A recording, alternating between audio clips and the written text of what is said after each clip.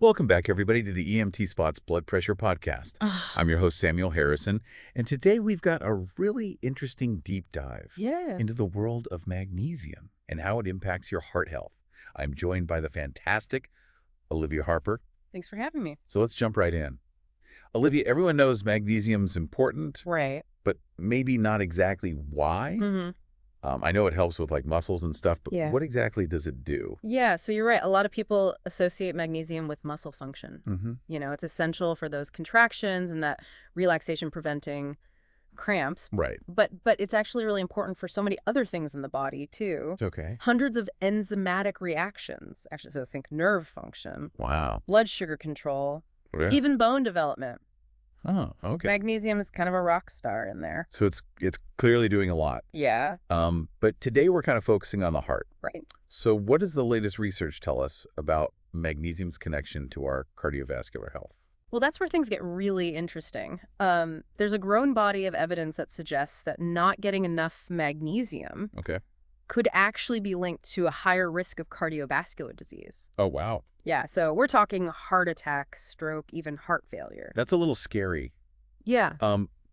But when we say not getting enough, are we talking about like a full-blown deficiency Mhm. or just like not eating enough spinach? That's a great question, and it's actually kind of a two-pronged issue. Okay. So there's the classic magnesium deficiency, we call it hypomagnesemia. Talk about magnesium. Yeah, so that's when your serum magnesium levels are low. Okay. Pretty easy to diagnose. Gotcha. But what's really been getting attention these days is what's called chronic latent magnesium deficiency. Chronic latent magnesium deficiency. Yeah, it sounds a little bit mysterious. That does sound a little sneaky. It kind of is. With chronic latent deficiency, your serum magnesium levels might actually look normal on like a standard blood test, Oh, wow. but your overall magnesium status is actually depleted.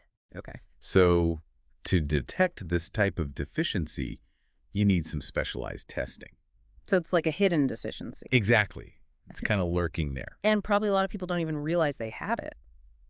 You're absolutely right. And what's even more interesting is that, our understanding of magnesium deficiency has Mhm. changed a lot over time. Yeah. For a long time, we thought it was really rare Okay. and just linked to very specific health conditions, things that affect magnesium absorption. Right. But now, Mm. more recent research is suggesting that it might be much more common than we thought Really? and potentially due to just not getting enough in our diets. Wow. So it's a dietary thing more than we thought. Potentially, yeah. Interesting. So this research on magnesium and its connection to heart health, Yeah. is this pretty new or has this been on scientists' radar for a while? Well, it's not brand new, but the evidence has been growing over the Okay. past few decades. So back in the late 90s, early 2000s, researchers started noticing a connection between those low magnesium levels Yeah. and various heart problems. Okay. But it was really after 2006 that we saw this huge surge in studies. Okay. We had epidemiological studies, randomized controlled trials, meta-analyses, all kind of pointing to the same thing, Yeah. that magnesium and heart health are very much linked. So slow burn and then all of a Yes, sudden. exactly. Okay. So the research has been building, and what about recent research? Has it Yeah. continued to support that link?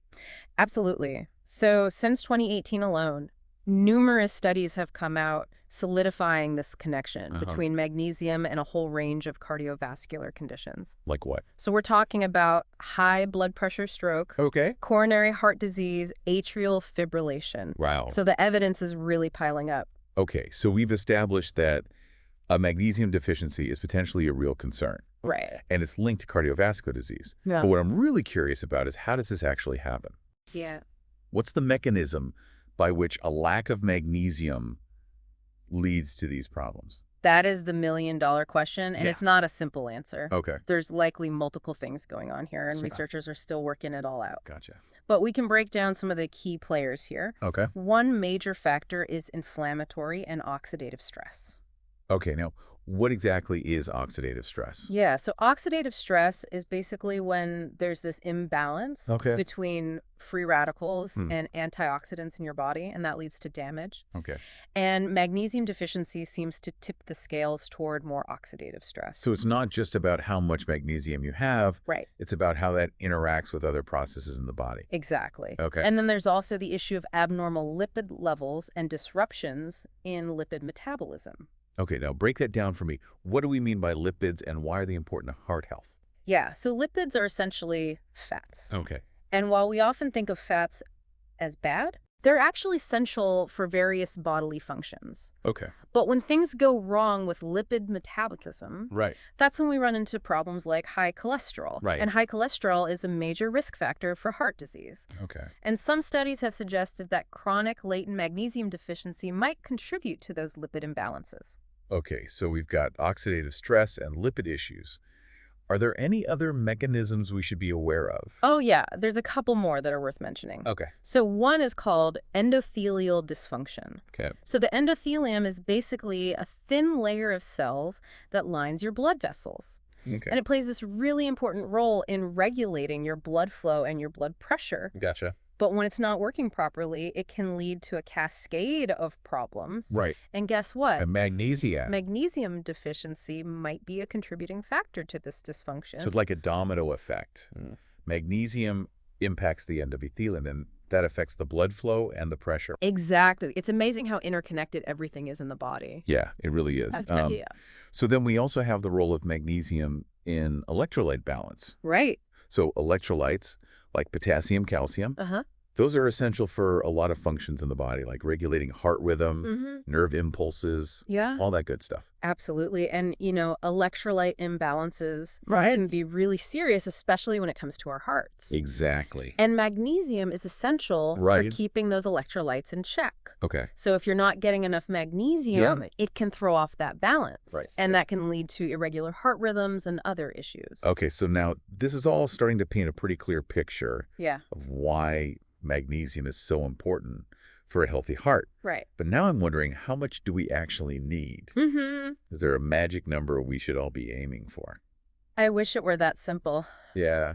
Unfortunately, there's no one-size-fits-all answer here. The recommended daily intake can change depending on things like your age, your sex, and even individual health conditions. Okay. Plus, some research suggests that, people who weigh more might need more magnesium. So it's not just as simple as taking a standard dose supplement Right. and calling it a day. Exactly. And speaking of supplements, Yep. that's another area where things get a little complicated. Okay. While there is some evidence that magnesium supplementation can be beneficial for certain conditions, Right. we need more research to really solidify those findings and to understand the potential risks Right. and long-term effects. That's a good point. Yeah, We should always approach supplements with caution absolutely. and consult with a healthcare professional to determine what's right for each of us individually. That's great advice. So while we wait for more definitive answers on the supplement front, there's something we can all do right now Yes. to improve our magnesium intake. Exactly. Eat more magnesium-rich foods. Okay, so let's talk food. Let's do it. What are some of the best sources of magnesium that we can easily incorporate into our diets? Oh, there are so many delicious options out there. There's some good ones. Okay, so dark leafy greens, Okay. like spinach and Swiss chard, those are excellent sources. Okay. And if you're a fan of nuts and seeds, Love them. you're in luck.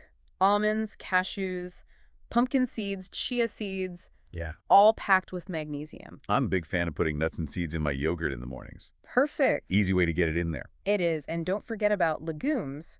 Okay. Black beans, edamame, Yes. not only rich in magnesium, Okay. but also a great source of protein and fiber. It sounds like there are plenty of ways to sneak more magnesium into our meals. Yeah. Without having to force ourselves to eat things we don't enjoy. Right. It's all about finding what works for you Right. and making small, sustainable changes to your diet over time. Yeah. Even just swapping out a few snacks here and there can make a big difference. You know what? This has been really informative. Okay. I'm already thinking about all the ways I can add more magnesium-rich foods to my diet. I love to hear that. But before we wrap up, I want to touch on something we mentioned earlier Yeah, about the limitations of some of the research. right. You mentioned that we need more research on magnesium supplementation and that not all of the studies have focused on the same populations. That's right. It's important to acknowledge that, a lot of the evidence that we've talked about comes from a review of many different studies. Right. And each study has its own limitations. Right. So, for example, some studies have focused specifically on groups like postmenopausal women. Gotcha. So those results might not apply to everyone. So while the overall evidence suggests a strong link between magnesium and heart health, Uh-huh. we still need more research to confirm these findings and understand the specifics. Science is an ongoing process. Right. We're always learning more. Yeah. But I think what's exciting is that even with these limitations, the research is pointing us in a really promising direction. Yeah, it seems like there's enough evidence to suggest that paying attention to our magnesium intake is a really smart move for anyone concerned about their heart health. Absolutely. It's Yeah. a simple yet potentially powerful step we can take Right. to support our cardiovascular well-being. Well put. So there you have it, folks. It seems like magnesium might just be the unsung hero of heart health. Yeah, I like that, the unsung hero. Yeah, and the best part is that we can all take charge of our magnesium intake Right. through simple dietary choices. Exactly. We don't have to wait for more research or fancy supplements. That's right. Just eat your greens. Exactly. Adding more leafy greens, nuts, seeds, legumes to your plate can make a real difference. You know what? It's a reminder that sometimes the simplest solutions can be the most powerful. I completely agree. And who knows? Maybe one day we'll have even more evidence to support the benefits of magnesium, and it'll become a mainstream recommendation for heart health. I hope so. Until then, we can all do our part by spreading the word. Yes. And making those magnesium-rich choices. Exactly. Knowledge is power. Yes. And when it comes to our health, Right. it's always better to be informed and proactive. I couldn't have said it better myself. Yeah. Huge thank you to Olivia Harper Thank you. for sharing her expertise with us today. Oh, it's my pleasure. This has been a really insightful deep dive into the world of magnesium and its impact on our hearts. I enjoyed it. And to all of you listening out there, thank you for joining us on the TheEMTSpot's Blood Pressure Podcast. Yes. We hope this deep dive has left you feeling informed and empowered to take control of your heart health. Absolutely. If you enjoyed this episode, be sure to subscribe, like, comment, and share it with your friends and family. Yeah, spread the word. Until next time, stay curious, stay healthy, Yes. and keep on learning. Keep on learning. We'll see you all next time. Bye. Bye. There are a couple more that are worth mentioning. One is endothelial dysfunction. Okay. So the endothelium, it's basically this thin layer of cells that lines your blood vessels. Okay. And it plays this really important role in regulating your blood flow and blood pressure. Gotcha. But when it's not working properly, Right. it can lead to a whole cascade of problems. And you Right. guessed it, Magnesium. magnesium deficiency might be contributing to that. It's like a domino effect. Yeah, Magnesium impacts the endothelium, then that affects the blood flow in the person. exactly. It's amazing how everything's connected. It really is. Yeah, We also have the role of magnesium in electrolyte balance. right. So electrolytes like potassium and calcium, these are essential for so many functions in the body, like regulating heart rhythm, Yeah. nerve impulses, Yeah. all that good stuff. Absolutely. And, electrolyte imbalances Right. can be pretty serious, especially when it comes to the heart. Exactly. And magnesium is key for keeping those electrolytes balanced. So if you're not getting enough magnesium, Yeah. it can really throw things off. Okay, so this is really starting to paint a clear picture Yeah. of why magnesium is so important Right. for a healthy heart. Absolutely. But now I'm wondering, how much do we need? All Is there right. like a magic number that we should all be aiming for? I wish it were that easy. Yeah. Unfortunately, there's not a one-size-fits-all answer here. Okay. The recommended daily intake can vary depending on your age, Yeah. sex, and even individual health conditions. Right. Plus, some research suggests that people who weigh more might actually need more magnesium. Interesting. So it's not as easy as just taking a supplement Right. and calling it a day. Exactly. And speaking of supplements, Yeah. that's another area where things get a little tricky. Okay. So while there's some evidence that magnesium supplements can be helpful for certain things, Right. we need more research Okay. to really know for sure and to understand potential risks Got you. and long-term effects. That's a good point. Yeah. We should always be cautious with supplements Absolutely. and talk to our doctor to figure out what's right for us. Exactly. So while we wait for more definitive answers on the supplement front, Right. there's something we can all do Yes. right now For sure. to improve our magnesium intake. Yes. Eat more magnesium-rich foods. There you go. Okay, let's talk food. Let's talk food. What are some of the best sources of magnesium Okay. that we can easily add to our diets? Oh, there's so many good options out there. Give them examples. So dark leafy greens Okay. like spinach and Swiss chard, Yeah. those are excellent sources. I love those. And if you're a fan of nuts and seeds, Oh, yeah. you're in luck. Almonds, cashews, pumpkin seeds, chia seeds, Yeah. they're all great for magnesium. I love putting nuts and seeds in my yogurt. That's great. in the mornings. Yeah. Super easy way to get them in. It is. And don't forget about legumes. Okay. Black beans, edamame, Yes. not only rich in magnesium, but they're also a great source of protein and fiber. It sounds like there are plenty of ways to get more magnesium without forcing ourselves to eat things that we don't like. Exactly. It's all about finding what works for you. Right. And making small, sustainable changes to your diet over time. Yeah. Even swapping out a few snacks can make a big difference. Well, I love this. Has been super informative. Good. I'm already thinking about how I can get more magnesium-rich foods into my diet. Awesome. But before we wrap up, I want to touch on something we mentioned earlier. Yeah. The limitations of some of the research. Right. You mentioned that we need more research on magnesium supplements and that not all studies have focused on the same types of people. That's right. It's important to remember that a lot of this evidence we're talking about comes from reviewing lots of different studies, each of which has its own limitations. Okay. For example, some studies focused on specific groups, like postmenopausal women, so those results might not apply to everyone. So while the overall evidence suggests a strong link between magnesium and heart health, we still need more research to confirm these findings and understand the specifics. Absolutely. Science is a process. We're always learning. Exactly. But the exciting thing is that even with these limitations, the research so far is pointing us in a good direction. It seems like there's enough evidence to suggest that paying attention to our magnesium intake is a smart move for anyone concerned about heart health. Absolutely. It's a simple but powerful change we can make to support our hearts. Well said. So there you have it, folks. It looks like magnesium might be the unsung hero of heart health. The unsung hero. And the best part is we can all take control of our magnesium intake through our diet. Exactly. You don't need to wait for more research or fancy supplements. Eat your greens. Exactly. Adding those leafy greens, nuts, seeds, legumes, all that good stuff to your plate can really make a difference. You know, this is a good reminder that sometimes the simplest solutions are the most powerful. I agree. And who knows, maybe one day we'll have even more evidence to support all the benefits of magnesium. And it'll become a mainstream recommendation. That will be great. For heart health. But until then, we can all spread the word and make those magnesium-rich choices. Exactly. Knowledge is power. It is. And when it comes to our health, it's always better to be informed and proactive. Couldn't have said it better myself.